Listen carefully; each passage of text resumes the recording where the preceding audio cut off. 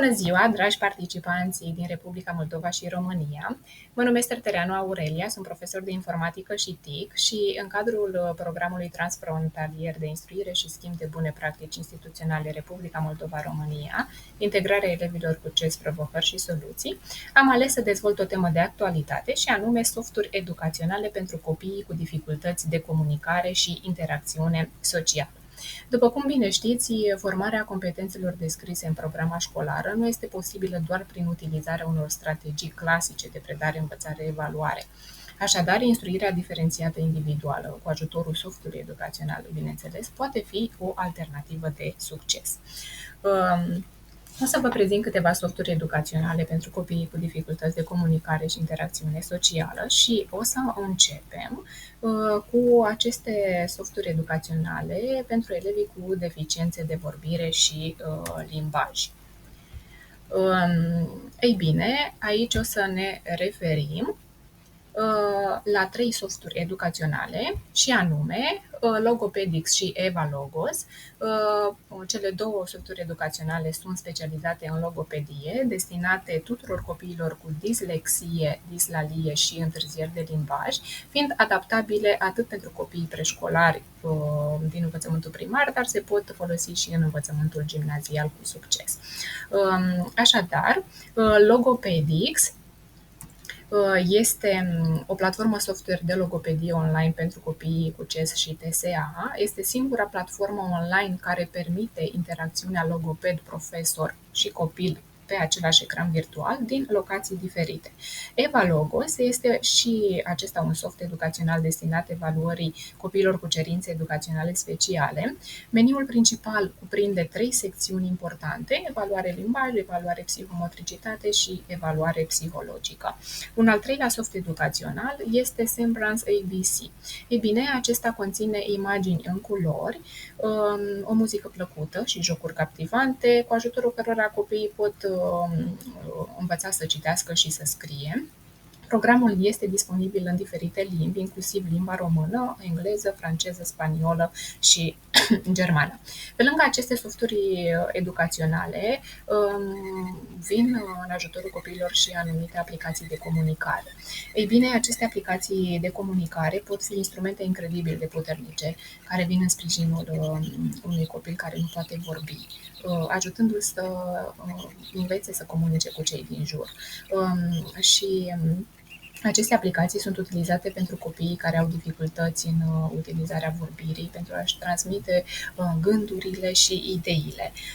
Ei bine, pentru acești copii, un mijloc alternativ de comunicare ar putea fi benefic și aici am dorit să vă prezint această aplicație de comunicare și anume Let Me Talk. Aceasta este o aplicație gratuită destinată persoanelor cu o gamă largă de deficiențe de vorbire și limbaj, ca o consecință a diferitelor tulburări și stări de sănătate, cum ar fi cele din spectrul autist: afazia, apraxia vorbirii, paralizia cerebrală și chiar alte boli neuromotorii.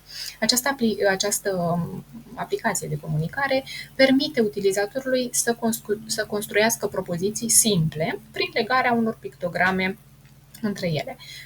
Aplicația conține peste 9000 de imagini care sunt ușor de înțeles și, odată construită o propoziție, utilizatorul poate să o redea prin intermediul dispozitivului la un volum ridicat, folosind funcția text-vorbire. Prin urmare, această aplicație este destinată în principal comunicării față în față. În continuare, vă voi prezenta aplicații care favorizează participarea și cooperarea tuturor elevilor.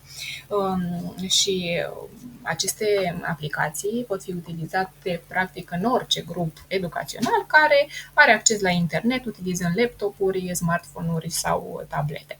O să începem cu prima aplicație, Plickers.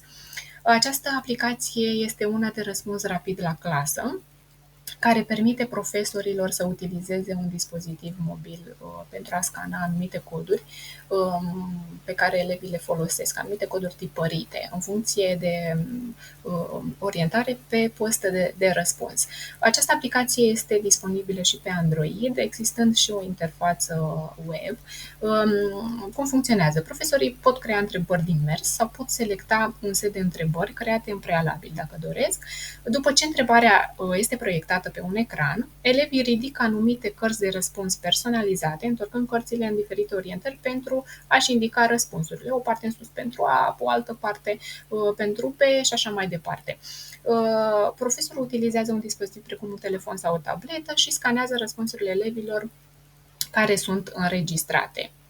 Această aplicație, Blickr, este un fel de instrument valoros de evaluare formativă, sondaj sau de stimulare a discuțiilor pentru profesorii cu tehnologie limitată în sălile lor de clasă. Site-ul web permite profesorilor să creeze întrebări cu text și imagini, care oferă răspunsuri cu opțiuni multiple sau de tip adevărat-fals, dar este recomandat ca profesorii să adauge propria valoare cât mai mult posibil, elaborând întrebări care să provoace analize și dezbateri de gen. O altă aplicație care favorizează participarea și cooperarea tuturor elevilor este Answer Garden. Ei bine, această aplicație este un instrument simplu și rapid, da, de obținerea feedback-ului prin nori de cuvinte, deoarece răspunsurile sunt primite în timp real. Fonturile mai mari indică cele mai frecvente răspunsuri.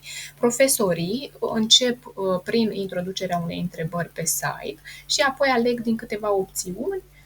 Valorile implicite sunt deja selectate, astfel încât personalizarea suplimentară este opțională. Modul brainstorming le permite respondenților să introducă mai multe răspunsuri, inclusiv duplicate ale aceluiași răspuns, iar modul Classroom permite mai multe răspunsuri per utilizator, dar fără duplicare. În final, există opțiunea moderare, care le permite profesorilor să revizuiască comentariile înainte de a fi publicate. Elevii, practic, vor gândi critic înainte de a-și împărtăși răspunsurile și vor învăța de asemenea citind ideile altora, iar designul distractiv și interactiv va atrage implicarea elevilor cu siguranță. Aplicația este gratuită, iar înregistrarea nu este necesară. O altă aplicație este Mentimeter. Ei bine, această aplicație este un instrument interactiv de prezentare care le permite utilizatorilor să își implice publicul în timp real. Astfel, utilizatorii pot alege dintr-o varietate de evenimente, selectând dintre opțiuni precum întrebări, sondaje, nori de cuvinte, reacții și multe altele. Publicul participă din aplicație sau prin menti.com după introducerea unui cod de aderare format din 6 cifre, care le permite să vadă și să răspundă la întrebări. De reținut este faptul că profesorii pot crea până la 5 teste gratuit, dar evenimentele sunt limitate la 2 per prezentare. Capacitățile de export în această aplicație nu sunt disponibile în versiunea gratuită, astfel încât profesorii care doresc să vizualizeze tendințele de date care practic pot fi upgrade sau pot utiliza un alt instrument cum ar fi Google Forms pentru întrebări în care colectarea datelor este o prioritate. Pe site-ul web există o serie de resurse suplimentare, precum și asistență prin videoclipuri și o secțiune de întrebări frecvente, iar idei despre modul în care alte persoane folosesc Mentimeter se găsesc cu ușurință prin intermediul rețelelor sociale. Cum vă înscrieți? Profesorii se înscriu foarte simplu utilizând o adresă de e-mail sau prin conectarea prin intermediul Google sau chiar Facebook. O altă aplicație este Kahoot. Poate cu siguranță ați folosit-o sau ați auzit de ea. Este un instrument de răspuns al elevilor la practic de crearea testelor. Este disponibil pe toate platformele și le permite profesorilor să ruleze testele de tip joc, care sunt foarte distractive și pe care elevii atrage foarte mult și chiar să creeze prezentări cu teste încorporate. Profesorii își pot crea propriile teste, da? Sau pot găsi și utiliza alte teste care sunt publicate și le pot folosi cu ușurință. Ei bine, această aplicație poate fi utilizată atât în cadrul orelor de curs, dar și pentru învățarea asincronă. În timpul unei sesiuni Kahoot Live, întrebările cu opțiuni de răspuns sunt proiectate pe un ecran de clasă, în timp ce elevii trimit răspunsuri utilizând un dispozitiv conectat la internet, computer, tabletă sau chiar telefon. Întrebările și sondajele pot conține imagini și videoclipuri pentru a ajuta la atragerea în continuare a tuturor cursanților, elevilor. Pentru Kahoot Live, profesorii pot alege între modul clasic și modul echipă. Modul echipă le permite grupurilor de studenți să coopereze între ei și să concureze cu alte echipe.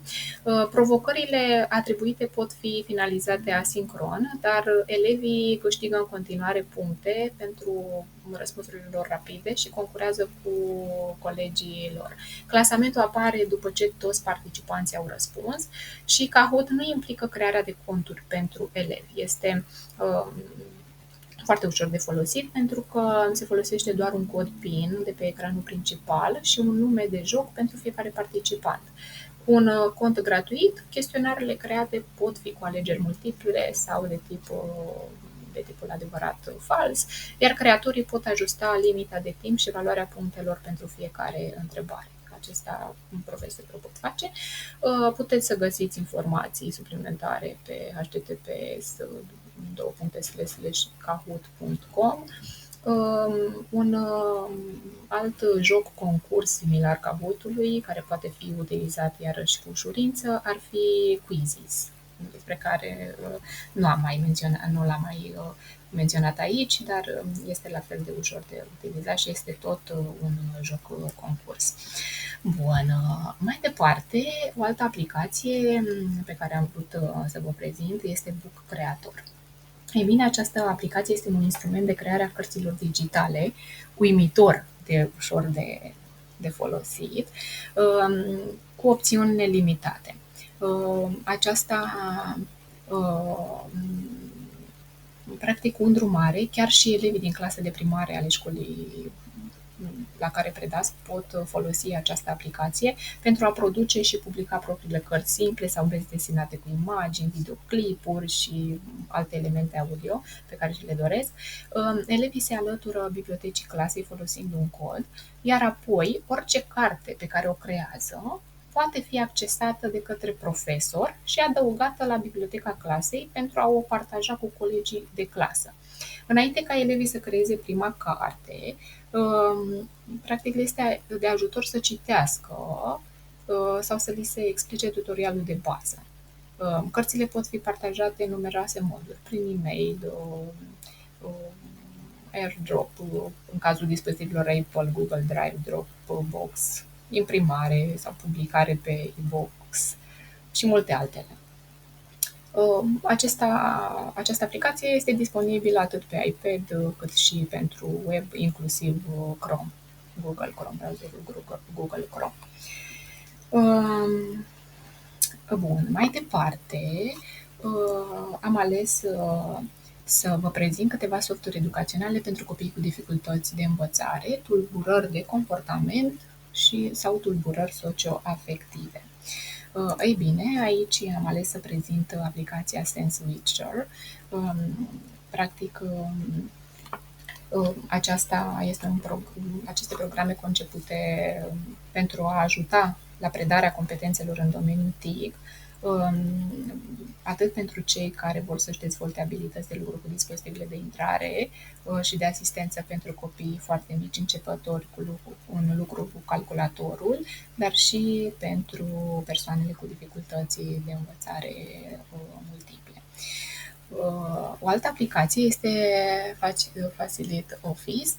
Practic, acesta este un produs care este propus elevilor cu dezabilități senzoriale, neuromotorii, cognitive, dificultăți de învățare și reprezintă practic un set de programe de procesare de text și prezentări dintre cele mai comune, care practic au ca scop ameliorarea autonomiei în adaptarea școlară și vine în ajutorul profesorilor, făcând predarea mult mai eficientă. Bun. Pe lângă aceste aplicații și softuri educaționale pe care le-am prezentat acum, să știți că există și niște funcții foarte importante de accesibilizare și a dispozitivelor electronice și precum și alte tehnologii asistive care vin în sprijinul elevilor cu deficiențe și am ales să prezint în continuare 3 astfel de funcții sau tehnologii asistive: Microsoft Immersive Reader, Tell.me de la Microsoft, anumite fonturi descărcabile cum ar fi Open Dyslexic și LiveScribe Edge Smart Pen. Astfel, pentru elevii cu deficiențe de învățare cognitive și de dezvoltare, pe lângă crearea experiențelor de realitate virtuală pentru elevii cu autism, instrumente precum ajutoarele de memorie, cărțile audio și sistemele text-vorbire sunt utile în special elevilor care au nevoie de asistență pentru învățare, atenție și organizare. Un instrument special este Microsoft Immersive Reader, care a fost conceput special pentru a sprijini studenții cu dislexie și disgrafie. Cu Microsoft Immersive Reader, elevii pot opta pentru un text citit cu voce tare și împărțit în silabe, chiar și în alte limbi. Funcția Tell.me de la Microsoft permite elevilor să acceseze comenzi în cadrul aplicațiilor Office 365 fără să fie nevoiți să și le amintească. Există de asemenea fonturi descărcabile cum ar fi Open Dyslexic. Practic acestea pot îmbunătăți lizibilitatea și viteza de citire pentru studenții cu dislexie și în plus, pe lângă acestea, există și alte instrumente inteligente care acționează ca un dispozitiv all-in-one, instrumente care ne sună îndemână, cum ar fi LiveScribe Edge Smart Pen. Acestea acționează, așa cum am spus, ca un dispozitiv all-in-one și cu un microfon, difuzor și dispozitiv de stocare incluse la un loc. Bun. Cam astea ar fi aplicațiile și softurile educaționale pe care eu mi le-am propus să vi le prezint. Ce putem spune că tehnologia practic nu poate înlocui rolul profesorului, care este un rol extrem de important și la fel cum școala va fi întotdeauna mediul formal al procesului de învățare, profesorii vor juca întotdeauna un rol central în procesul de învățare. Profesorii, chiar dacă nu mai sunt singura sursă a tuturor cunoștințelor, că rolul lor este foarte important. Elevii în ziua de astăzi pot găsi informații pe diverse platforme, dar există practic un volum de informații infinit disponibil oricând și oriunde, pe care îl pot accesa și în acest context noi, profesorii, vom fi consilieri, supraveghetori și furnizori de instruire pentru elevi.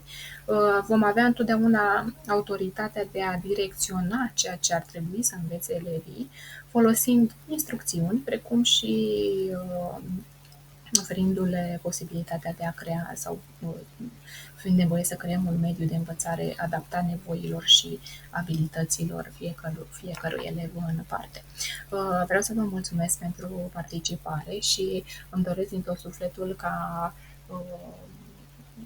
dumneavoastră să puteți pune în practică și să folosiți o parte din aceste softuri educaționale și aplicații pe care le-am prezentat. Cu siguranță elevii vor fi încântați, chiar și elevii de fapt, pe toți elevii, nu neapărat elevii cu dificultăți de comunicare și interacțiune sociale. Am prezentat anumite softuri care au fost special create pentru elevii cu deficiențe de vorbire și limbaj, dar v-am prezentat și aplicațiile care favorizează participarea și cooperarea tuturor elevilor, pentru că dorim ca toți elevii să colaboreze, da? Și să integrăm elevii cu probleme, cu probleme între ghilimele, pentru că sunt și ei, la fel ca și noi, sunt copii care trebuie integrați, iubiți și apreciați, și de aceea este foarte important să îi aducem pe toți la un loc și să avem o relație foarte bună și cu ceilalți elevi care ar trebui să vină în ajutorul nostru și să îi ajutăm pe elevii cu deficiențe să se integreze foarte ușor, să vină cu drag în spațiul școlar. Vă mulțumesc pentru participare, vă doresc toate cele bune și o să urmărim cu interes în continuare toate sesiunile din cadrul acestui program minunat și foarte util. Toate cele bune, la revedere!